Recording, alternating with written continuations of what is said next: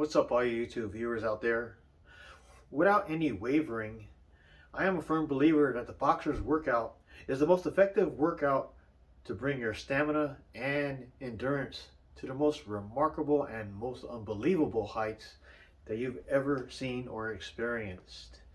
First off, I want to say that as I mentioned in the previous video describing the road bike and how most typical road bikes can be significantly light, or figuratively speaking, they can be sometimes featherweight or extremely lightweight, especially the carbon fiber type, if you will. And the reason why it's so important that I mentioned how lightweight a majority of road bikes can be is because anytime you're going down a flat surface for about 5 to 10 miles, or even incline, because they're so lightweight, you're either able to go down especially flat roads and also inclines with a significant ease. And they don't require as much cycling power and effort as you would with a mountain bike. The reason for that is because, as most cyclists know, mountain bikes can be significantly heavier than road bikes. So just in my personal experience, I can't speak for everybody else, simply riding a road bike for about 5 to 10 miles, even if you're going the distance as much as 10 miles, maybe 20 miles, as you're going, you might be going at a moderate pace, and because you're trying to pace yourself going that long distance, I can honestly tell you that yeah, you're going to burn calories, but you're not going to burn as much calories riding your bike compared to as you would be jogging. I'm not going to make the video about jogging, I'm just throwing that out there as an example. But from my own personal experience, riding a road bike, you do generate sweat and you do feel your heart rate accelerating, but not as intensified, again, as you would be jogging, or in my case, as you would be hitting the punching bag or the speed bag. The punching bag and the speed bag part of the boxer's workout I'm going to discuss later. But part of the a lot that's involved in the boxer's workout is number one, hitting the punching bag and the speed bag. Number two, it involves weightlifting. There's jump roping, in which I do not do. I'm not a big fan of it. I do cycling in place of it because, you know, I can't speak for everybody else. I just find jump roping tedious. Anyway, boxer's workout involves punching bag, speed bag, weightlifting, and jogging, and for me, cycling. And what I also like to point out is that it was never my intention to become a professional boxer, you know, to earn big prize money like you see many of the prominent boxers like Manny Pacquiao, Floyd Mayweather Jr., or I could go further back to my favorite of all time, Sugar Ray Leonard. That's the one that I favor the most. I like Roberto Duran. I love to watch Thomas the Hitman Hearns. I love to watch Marvelous Marvin Hagler. Oh, and most especially one you can't leave out, Iron Mike Tyson, who in my mind, his signature move was that devastating uppercut. Oh man, he could take you out with one of those.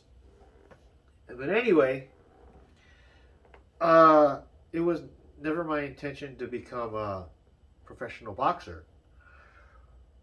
Whatever workouts the boxers do, I simply follow for an increased cardiovascular workout. And to describe that, I added that in to riding my bike or road bike about 5 to 10 miles a day, along with 200 push-ups. 100 push-ups on the ground and 100 decline push-ups, two different push-ups so I could work different areas of my triceps, shoulders, and chest. But what I simply want to emphasize is the fact that just riding my bike for about 5 to 10 miles per day and doing 200 push-ups a day simply was not cutting it. And to be quite honest with you, I was not seeing the results that I wanted to see. The reason why I integrated the boxer's workout is because my goal and my agenda was to lose as much weight as I possibly could in the shortest amount of time possible. In other words, I wanted to lose weight rapidly. And I am living proof that it has worked, because during the time of the coronavirus pandemic, which broke out around springtime 2020, at that time I weighed between 200 and 205 pounds. My height is 5'7". And when I started involving the boxer's workout,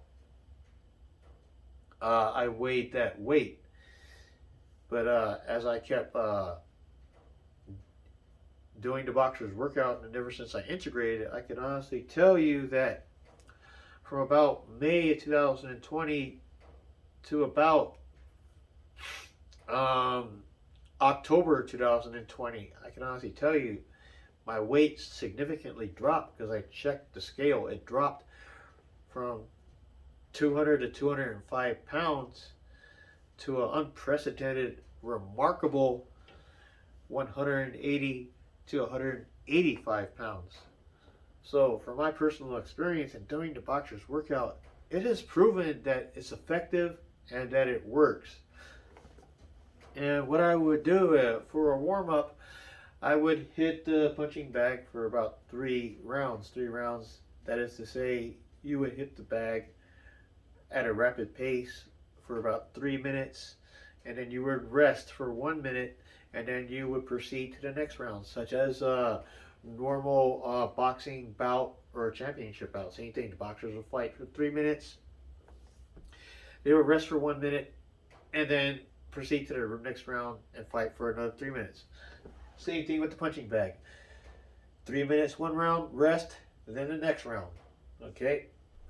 And I can honestly tell you, from my experience with punching the bag really hard and doing it at a rapid pace, I could really feel that I was promoting more sweat, and that my heart rate was accelerating far much more rapidly compared to than I would be riding my bike on a road bike. Same thing with the speed bag. And that's why they call it a speed bag, because compared to the punching bag, you could really feel your heart rate going at a much more accelerated rate, and you're producing far much more sweat on the speed bag compared to than you would be hitting the punching bag. So again, I would do that as a warm-up exercise prior to lifting weights. Lifting weights, I would do that for about an hour and a half.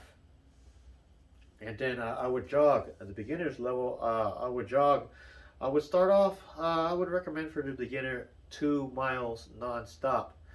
And when I weighed between 200 and 205, I started to run 2 miles at the beginner's level. Like I said, 2 miles took me approximately 20 minutes. As I got better at it within the next week or so, because I jogged approximately 5 to 6 days a week, again, because I was trying to accelerate the weight loss process. As I got better at it, it dropped from 20 pounds to I got faster. I went down to 17 and a half minutes going 2 miles to 17 minutes. And that goes to show that since I'm able to do the same distance at a shorter amount of time, that was a sign that my body was getting healthier, and I was also starting to see better results. And the following week, I added on more mileage because of the boxer's workout, adding more cardio with the punching bag and speed bag. I started to do 3 miles the following week. Then the following week, I worked my way up and climbed the ladder. Went up to 4 miles. I got up to 5 miles. Then, as I got even much more better, I can honestly tell you that I ran a distance that I never ever ran before, and I got to the heights of running a distance I never ran before, which was running 7 miles at approximately an hour and 3 minutes. And all of that was because, again, what's most important, the reason why I mentioned the boxer's workout is because I don't think that the boxer's workout will be complete without the punching bag or the speed bag. Now, if you eliminate those two workouts, you just do jogging, cycling, and lifting weights. You're simply just lifting weights and running to promote muscle growth and endurance. And I can honestly tell you that you're not really doing the boxer's workout if the speed bag and punching bag exercises is not included. That's why I felt that it was so primary and important that I mentioned integrating the punching bag and the speed bag exercises. But all I'm simply saying is that because the punching bag and speed bag workouts were integrated or included, if you will, into my workout, I was able to accomplish what I set out to do, which was, again, lose the most weight I possibly could in the shortest amount of time. Well, why did it work? Why did it work, you may ask? It's because, again, I integrated those workouts. It's additional cardio, or what I would like to call hitting the speed bag and the punching bag. I would like to call it a super cardiovascular workout. And the reason why I say it's a super cardiovascular workout, it's like I said, if you have not done it, or if you've done it already throughout your personal experience, you can feel it. You can feel that your heart is accelerating far much more faster, and you're promoting more sweat. You can just really feel it. And when you can really feel it, you know that it's a far much more intensified cardiovascular workout compared to other basic workouts. And also, what I want to mention in closing, what I did riding my road bike one way 5 miles and 10 miles round trip, and along with that 200 push-ups, 100 flat, and 100 decline. What I want to mention, those exercises were just exercises for my reconditioning stage before I started getting into the boxer's workout, if you will. Because, we're all human, and before you start getting into the intense workouts, you really have to start off light and do the basic workouts. Like I said, as a reconditioning stage. Once you feel that your body is reconditioned, yes, then you can start getting into the more intensified workouts. But anyway, that's my video. I hope that everything I said you could find useful and beneficial in your own daily workouts. And also, the boxer's workout, a couple of things I want to mention. Number two, you really don't have to be a professional fighter. As I said in the beginning, you don't have to become a professional fighter. You could just simply follow the boxer's workout and what they do. I mean, you could just, whatever boxer's workout they do, you could just simply follow without being a professional fighter. And the best part about it is that this works for both genders, male or female. And I thank you for watching my video. Thank you.